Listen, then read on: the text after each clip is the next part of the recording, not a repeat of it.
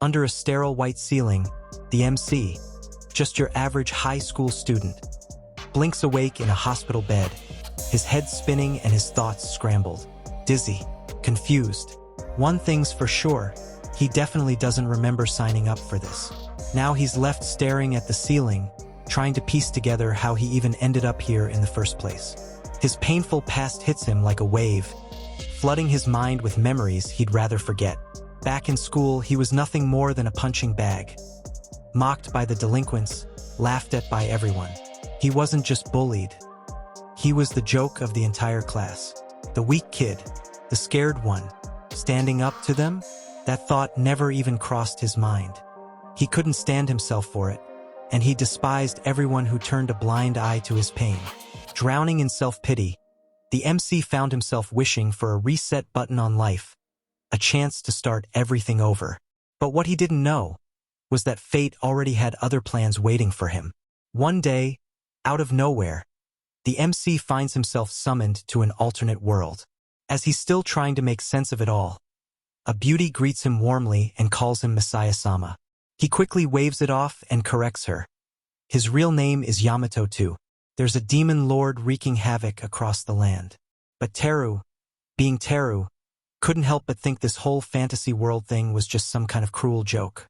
After all, what could someone like him, a total chicken heart, possibly do against a demon? But then, with help from Idel Weiss, a super cute saint, everything begins to shift. She teaches him how to cast magic. And bam, things start changing. Taker slowly begins building up his courage and, believe it or not, he actually starts getting stronger.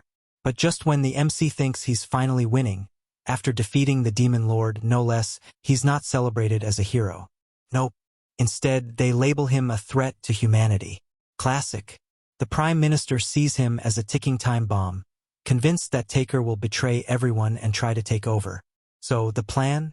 Eliminate him first. And Taker? He can't even fight back. His wrists are locked tight in magic chains, completely powerless. As the crowd gathers, ready to watch his execution, the MC is asked about his last wish. But through the chaos, there's Idel Weiss, shedding tears for him. And Taker, in that moment, can't help but think, well, at least someone cares.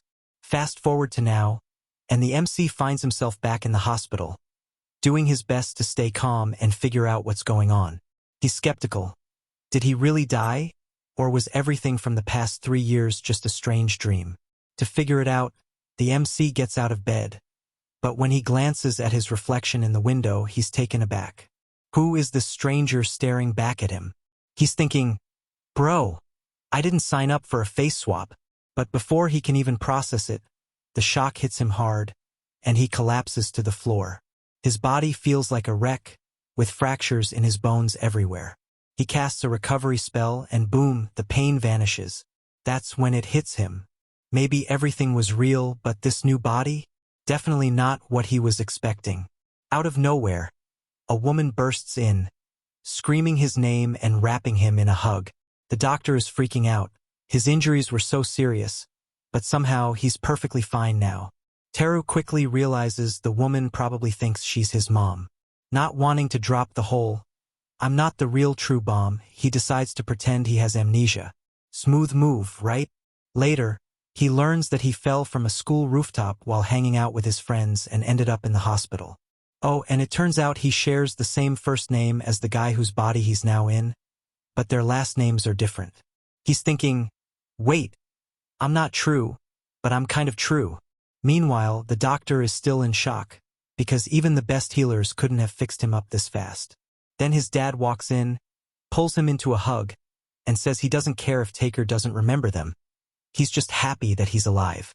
Taker is completely stunned by such an unexpected show of affection.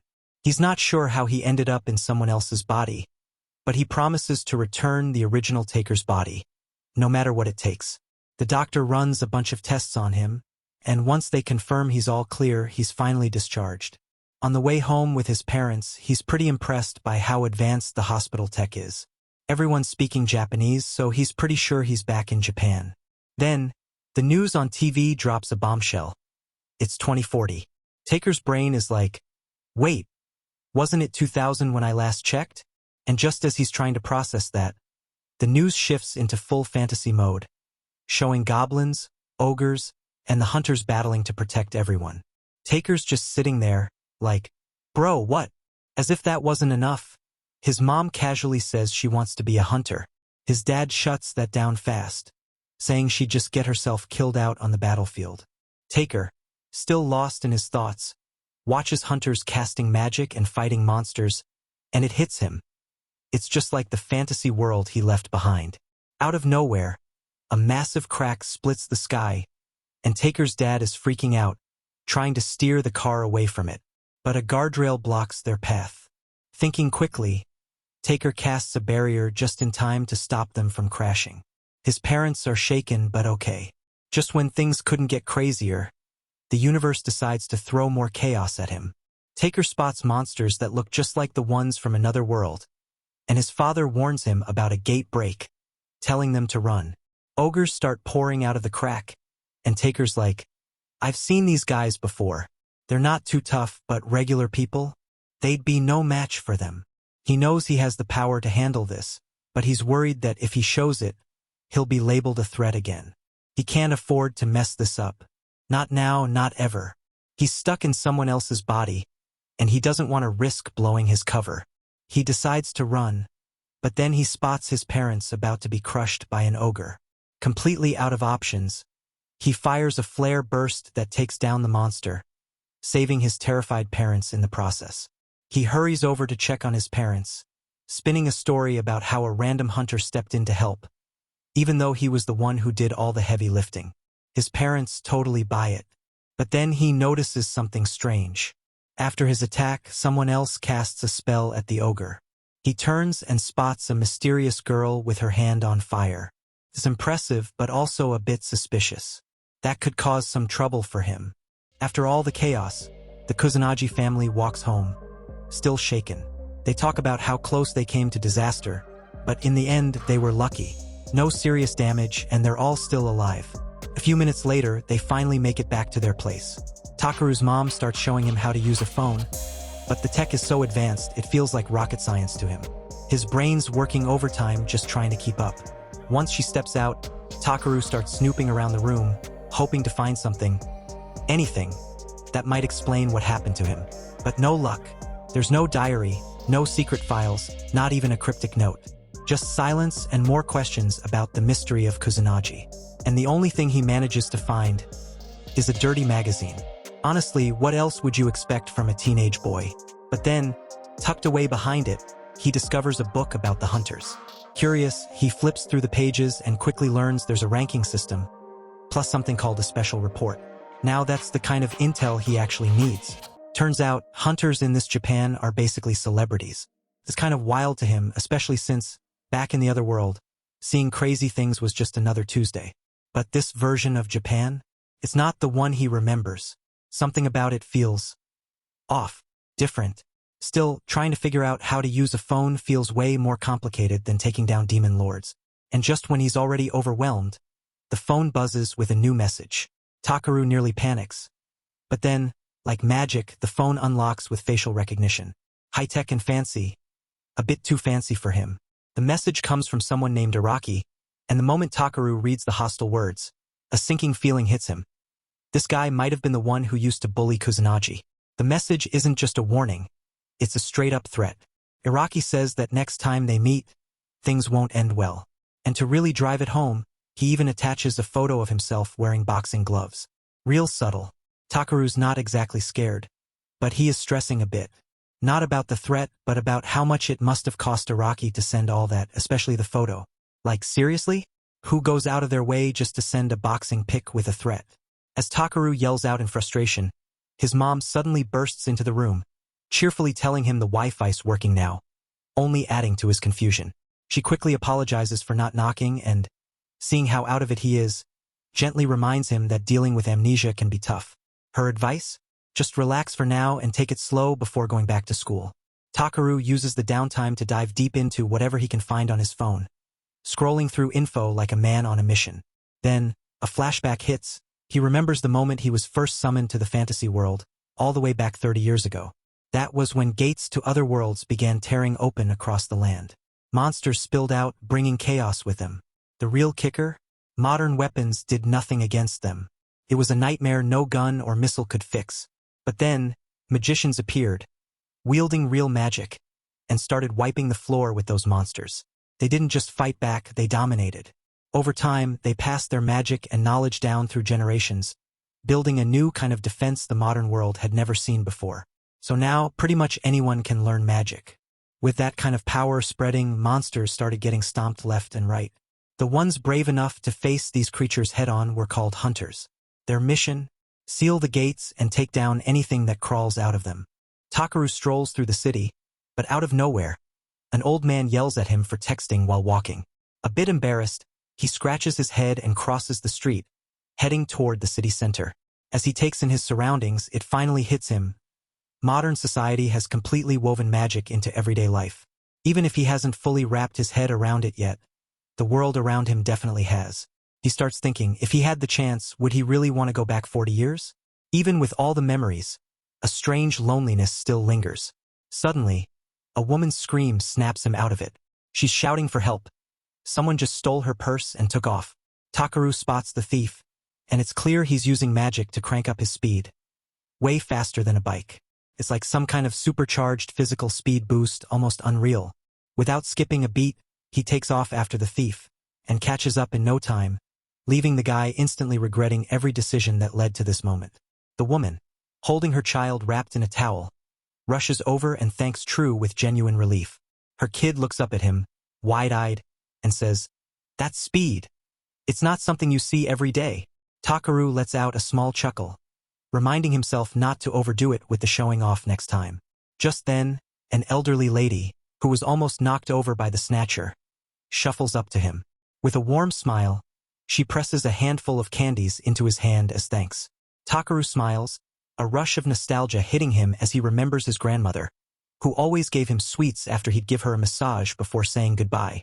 He thanks the lady, feeling warmed by the thought that some things stay the same no matter how much time goes by. Just as Takaru is about to head home, someone sneaks up behind him and throws a punch. Takaru easily dodges, then sees it's Araki, the bully who tormented Kusanagi. Araki looks pissed off, clearly mad that Takaru ignored his texts. Takaru finally puts two and two together. This guy is the one from the photo. He calls him by his first name, and the bully's blood instantly boils. He's furious that True dropped the honorifics. Araki, acting all high and mighty, reminds True that he's his senior. But True couldn't care less. No matter where he ends up or what timeline he's in, bullies seem to follow him around like bad luck. Araki is a total pain, insisting on being called Araki Sir, like he's some kind of VIP. He even blames Taker for his recent run-in with the police, which ended with his dad giving him a non-stop beating. As the bully's voice grows louder, True stays calm, letting him rant. Deep down, he can't help but find it funny. After 40 years and a whole different life, guys like this still exist. Apparently, the original taker of this body dealt with the same trouble back in his first life.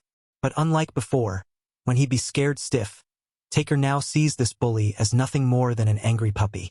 Fighting dragons in another world was way scarier than dealing with this guy. Taker's quiet amusement makes him chuckle, which only sets the bully off even more. Araki swings, trying to land a punch, but Taker dodges it easily, barely even trying. As Araki flails, Taker starts thinking about how to wrap this up quickly. Sending the guy flying would be too flashy, so Taker thinks about just tripping him with a simple stomp. But then Araki throws an insult at Taker's parents. That's the line Taker won't let him cross. Without hesitation, Taker lands a punch, catching them both off guard. Now furious, Araki lashes out in desperation, casting offensive magic. Taker can't help but roll his eyes. This guy's really reaching now. Just as things threaten to get worse, a gate suddenly breaks open and a monster appears. The ogre, clearly not in the mood for any drama, lands a punch on Araki so hard he's out cold in seconds. Taker, briefly worried, checks and sees Araki isn't dead, just knocked out cold. With no one else around and the bully out cold, Taker moves to clean up the mess. He rushes at the ogre, grabbing it and spinning it around like a rag doll.